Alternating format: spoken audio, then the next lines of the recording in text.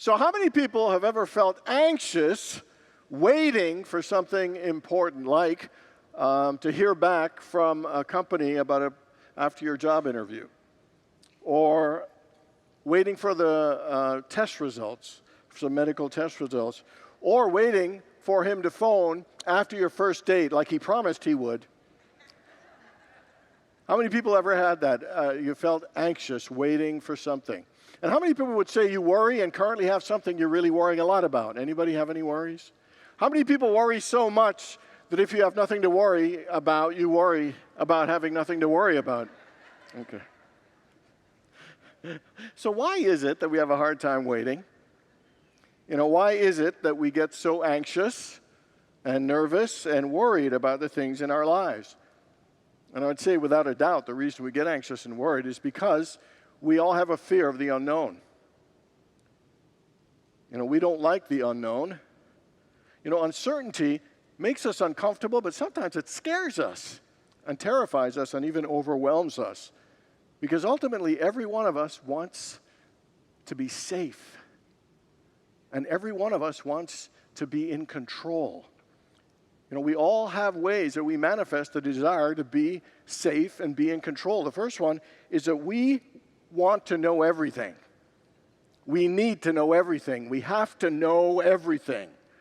How is it going to turn out? When is the answer going to come? We want to know. The second one is a love of routine, familiarity, and predictability. We want to know that everything is where it should be all the time, because we don't like when things are unpredictable. The third one is excessive reassurance.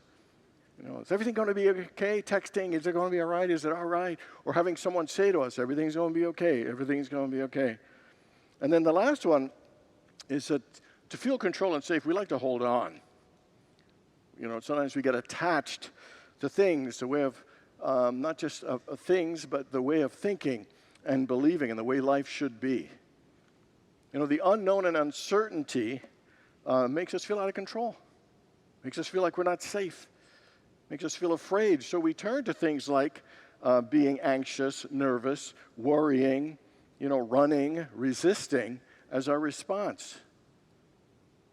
They did several studies about the impact of uncertainty, and they did this study where they had two groups, and both had electrodes on them, and they were both getting shocks. The one group got shocks 100% of the time.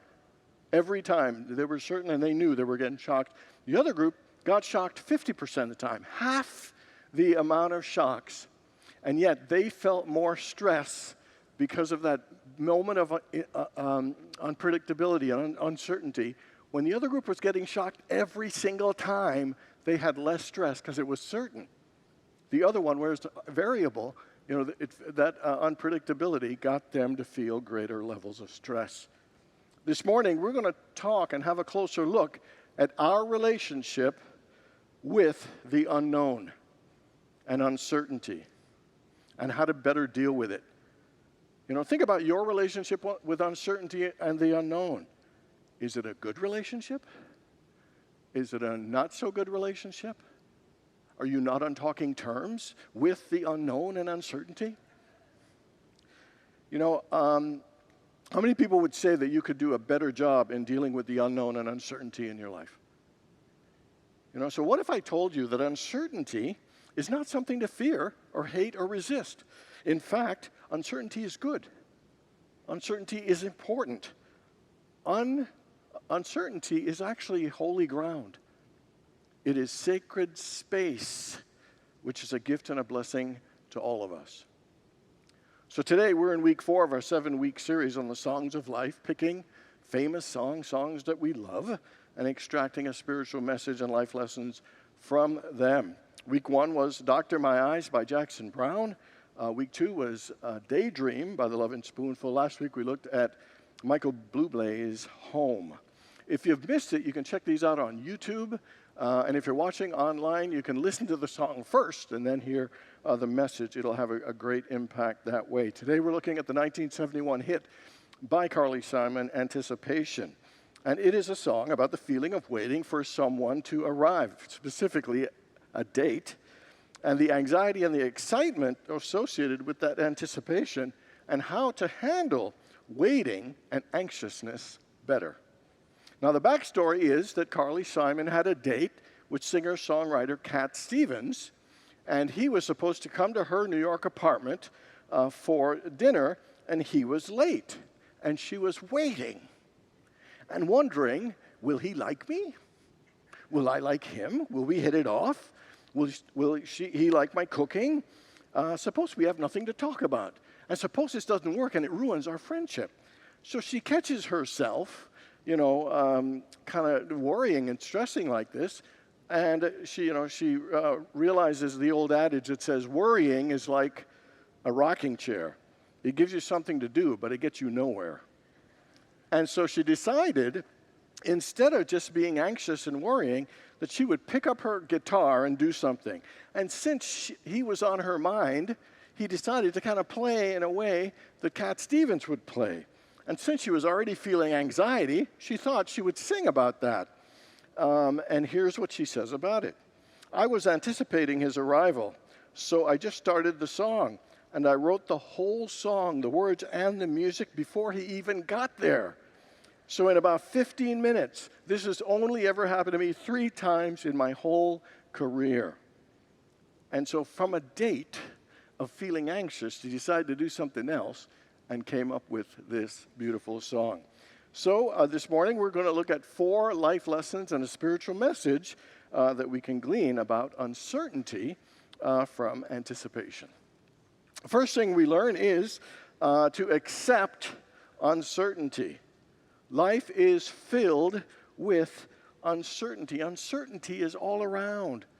The economy, it's uncertain. The stock market and our investments, uncertain. All aspects of our lives, from our health, our relationship, our children, our families, will our problems be resolved? Will we reach our goals and all of our dreams? They're all uncertain. In fact, everything in our lives that's ahead of us has a certain level of uncertainty.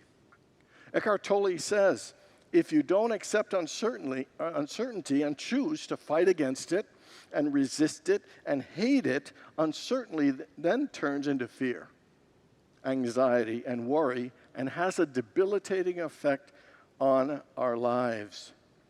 Our resisting uncertainty actually drains our energy, and it really wastes, a lot of time. It robs us of the joy of living. Uncertainty, when you think about it, is absolutely vital. That it is important. It's an important aspect of life.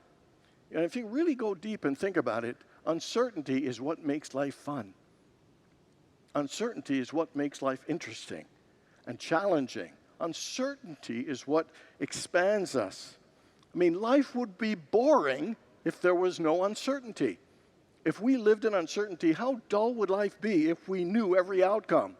If we knew every answer, every detail? If we knew the score of the game even before the game was being played? How dull would sports and life be if that were the case? I absolutely believe that the unknown is what makes life exciting. Because if everything was known and certain, why would we need faith? If there was not uncertainty, there would be no surprises, there would be no miracles, that life would not be so special and magical if we knew everything. I believe that uncertainty is what makes life intriguing. It makes life joyful, it makes life fulfilling, and it brings out the best in ourselves, whether we realize it or not. Accepting uncertainty is not weakness, it is wisdom. It frees us and empowers us to not be stuck in the way that we live. Living in fear absolutely of the unknown limits our happiness, our peace, and our success. Eckhart Tolle also said that if we choose to accept and embrace uncertainty, it will turn into aliveness, alertness, and creativity. So let me ask you, what is uncertain in your life right now? And are you willing to accept it? Are you willing to embrace it? Are you willing to welcome it? I accept the uncertainty in my life. Together, I accept the uncertainty in my life. Take a deep breath into that. I embrace the unknown. Together, I embrace the unknown. Deep breath. I don't need to know everything. Together. Okay, let's say it again.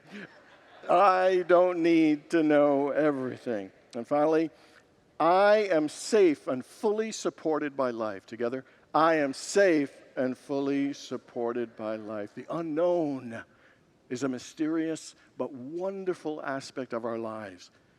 And we need to not fight against it anymore, but fully accept that there is uncertainty. There are things that are unknown that are just a part of this wonderful life. The second one is that we need to adjust our mindset. How many people are watching the PGA Championship? Anybody watching it? Okay, so on Friday, this guy named Jonathan Vegas from Venezuela was leading after 36 holes. The amazing thing is, now he had won 4 regular tournaments in his career. He's a good golfer. But in his 16 major appearances, he did not place in the top 20.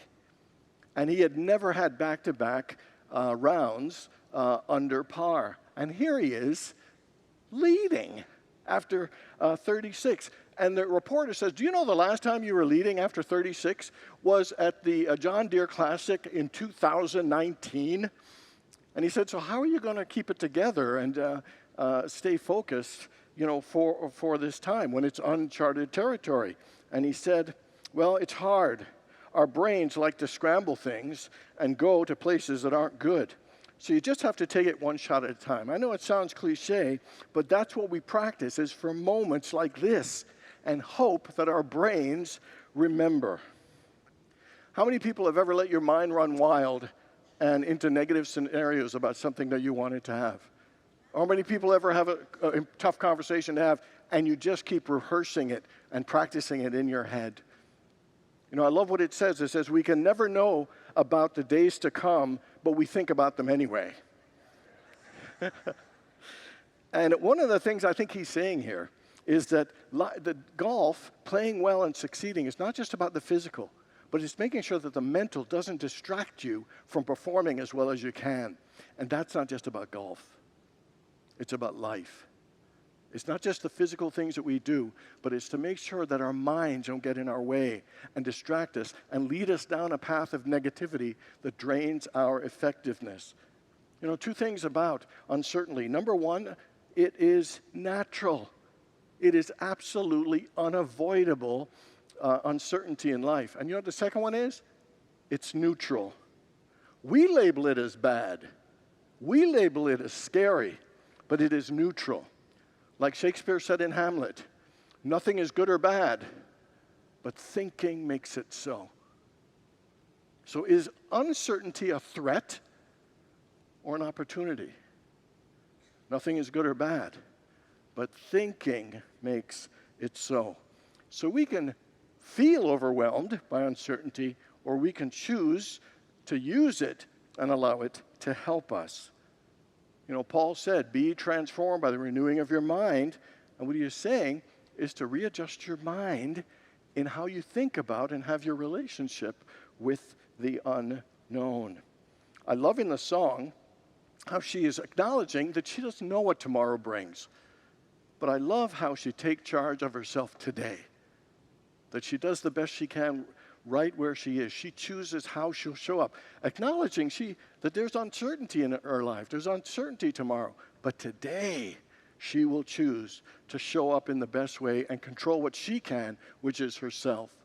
And so she picks up that guitar in that time of uncertainty and writes this amazing and beautiful song. She adjusted her mindset and took charge, so she used uncertainty to her advantage. Maggie Jackson wrote a book called Uncertain, The Wisdom and Wonder of Being Unsure. And she says that uncertainty actually, when used well, primes us for learning and can improve our overall mental health. She says that when we hit moments of uncertainty where we just don't know or haven't any idea, what happens is neural pathways get triggered in our brains, and they tend to be more awakened and be receptive to new data. And she said that there's a point that we hit where our brains say, hey, there's something to be learned here. That when there is uncertainty and the unknown. So my question is, in your life right now, where there is uncertainty facing you, are you willing to allow your brain to be triggered to say, hey, there's something to learn here. There is some way for me to grow and to understand and to expand my awareness to ideas and greater possibilities. Steve Jobs, had his journey of uncertainty. He dropped out of college and of the business that he started, he got fired from. And he had an amazing mindset that he didn't see it as failure, that he didn't see it as time wasted. His mindset shifted to uncertainty and saw it as his teacher. And these experiences were actually helping prepare him for something greater and better in the next phase of his life. So when it comes to uncertainty in your life, are you willing to adjust your mindset and to see it as an opportunity and to see it as an opportunity for you to learn and expand your life and yourself for the better? The third thing that I think we learned from this song is the importance of practicing mindfulness. One of the greatest gifts that God has given us is our minds. They're creative, they're brilliant in so many ways, but sometimes when they just keep working and working, they're not as effective. The most important thing we do to get the best and the most out of our minds is learn how to quiet our minds. When we were told things like, be still and know that I am God, and let the same mind that was in Christ Jesus be in you, the only way we can do that and get to that high level is to relax our mind, to calm our mind, to allow it to be renewed and refreshed on a regular basis. And that's what's so wonderful about practicing mindfulness. Mindfulness meditations are about paying attention to the present moment without judgment. And it's, as we all know, it's based on just following your breath.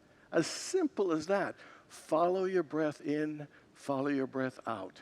As simple as that has a calming and soothing effect on our brains. And when thoughts or feelings pop up, you're just aware of them, and you just keep coming back to the breath. Something that simple is so powerful, because the thing about mindfulness, it has so many benefits of reducing stress.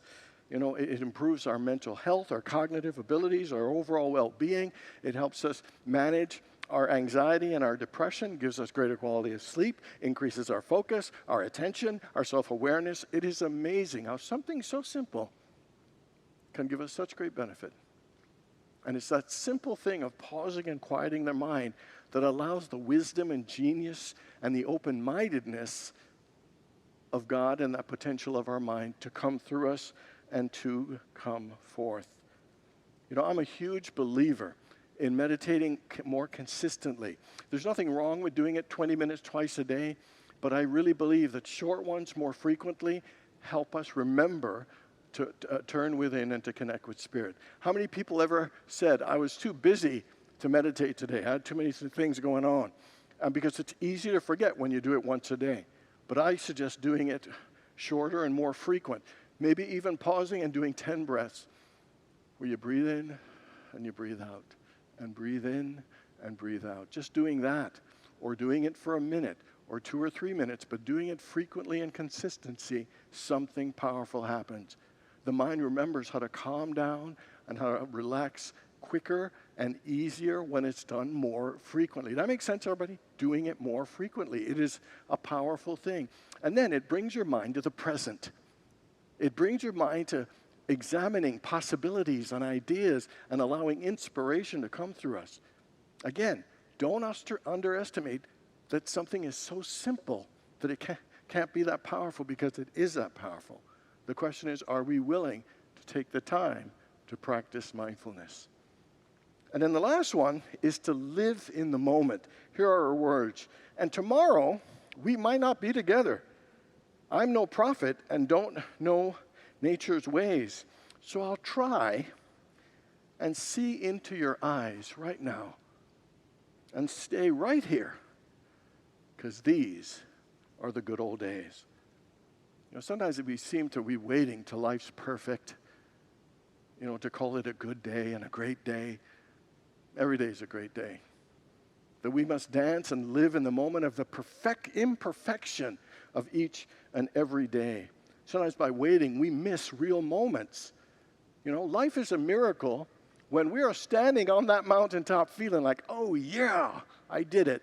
And it's just as much of a miracle when we're curled up in the fetal position under the bed, crying, thinking, I don't ever want to go outside my house again. And everything in between, those two and everything, life is a miracle. Life is always a miracle. These are the good old days. Every single day. From victories to crying, it's a miracle. I told you this story, but I want to tell it again about a friend of mine. She got cancer, and then she was healed. Then her sister got cancer, a terminal cancer. And so she quit her job. She went on leave for 6 months to be with her sister, to care for her sister. And they talked every day and ate together every day, and she supported her every day. They laughed and they cried. There was tears, there was anger, there was sadness, there was compassion, there was heartbreak, all of those feelings. It was painful and it was beautiful. And when she died, her heart was broken. And as sad as she was, and as horrible as that experience was, she said she would not have given up a day of it to be there with her for those last 6 months. The only thing she wished it never happened, but since it did, that she would not have traded that. Because one of the things is life is not just about sunshine and flowers and chocolates. It's about fear, it's about loss, it's about grief, it's about hard work, it's about struggle, and all of it is life. All of it's a miracle. And all of it is we should be fully engaged and live and be present to whatever it is that's going on in our lives.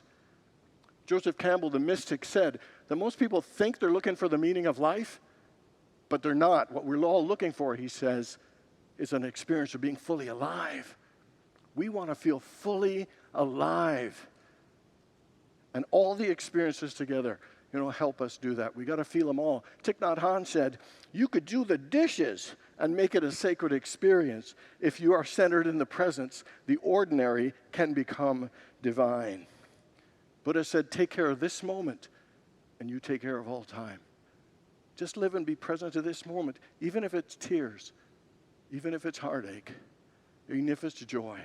Just be fully present to it. Don't run or hide from life. Don't run and hide from emotions and experiences.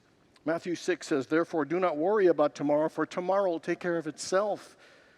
Whatever is going on in your life today is your life. And the question is, are you willing to fully be engaged and live those moments?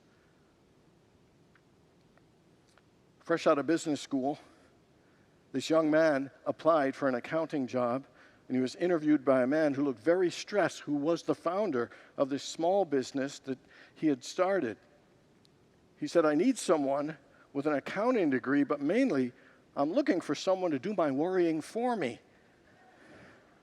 The accountant said, excuse me? The man said, I worry a lot. I worry all the time. It's wearing me down. I worry about money, so now I want you to take over all my money worries. Get that off my back. It'll be your worry now, your problem. The accountant says, I see, but how much do you pay? He says, well, I'll start you at $85,000. I said, $85,000? How on earth can a small business like this, afford such a salary? He said, well, that's your first worry.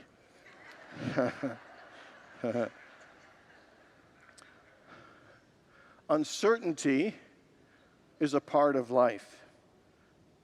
Uncertainty, whether we realize it or not, adds to the richness and the magnificence of life. But we have to learn how to deal with uncertainty. We don't need to succumb to anxiety and worry. We need to learn how to accept uncertainty, how to adjust our mindset about the unknown, to practice mindfulness, and to live in the moment. These are the life lessons and the spiritual message from the beautiful song, Anticipation. God bless you all.